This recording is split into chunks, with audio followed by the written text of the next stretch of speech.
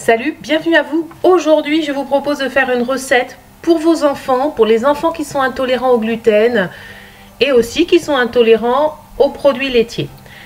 Regardez, tout est dans le moule. On va leur faire des barquettes et ça va être une recette extrêmement simple et rapide à faire puisque je vais utiliser comme base la pâte à financier. Alors, si vous me suivez, pour vous, ça n'est pas du tout nouveau la pâte à financier parce que voilà, je la mets à toutes les sauces. Je mélange les ingrédients secs, c'est-à-dire poudre d'amande, fécule de maïs, sucre glace, auquel je vais additionner des blancs d'œufs non battus. Ensuite, je vais faire chauffer dans une petite casserole, alors, soit du beurre jusqu'à ce qu'il devienne couleur noisette, d'accord, soit de la margarine végétale si vous voulez une recette 100% sans produits laitiers. Hein. Donc, vous avez l'option 100% sans produits laitiers si vos enfants sont, par exemple, allergiques aux protéines de lait de vache, par exemple, ou s'ils ont une intolérance au lactose, vraiment, vous ne voulez pas leur en mettre dans leur petite barquette. C'est très simple, la technique des financiers. Il doit y avoir 3 ou 4 vidéos où j'en parle. Là, je le fais au beurre.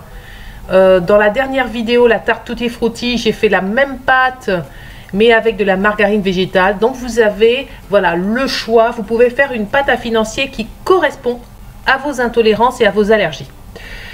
Tout est dans le moule. Regardez, là, je graisse mon moule. Il vous faut un moule qui fasse les formes des barquettes, mes amis. Si vous avez des enfants intolérants, c'est quand même un must-have. Comme ça, vous pouvez leur faire des goûters vraiment sympas. Hein.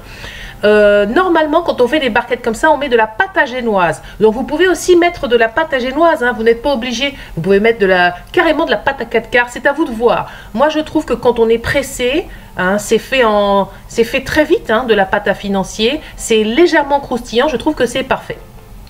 Cuisson. Un petit peu moins que d'habitude, hein, entre 12 et 15 minutes. Voilà, même 15 minutes, c'est un peu beaucoup. Moi, je les ai cuits sur 13 minutes, voilà. Dans un four préchauffé à 180 degrés. J'ai réussi à faire 23 barquettes. Donc, j'ai fait un premier tour de cuisson et un deuxième tour de cuisson.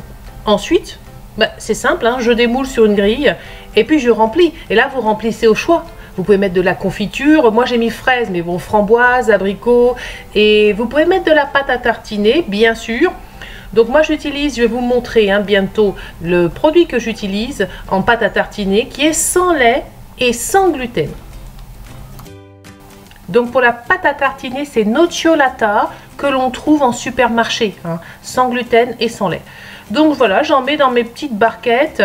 Je peux conserver toutes ces petites barquettes au frigidaire et les consommer dans les 3 jours.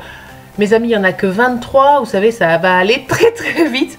Je ne pense pas que vous puissiez les garder très longtemps.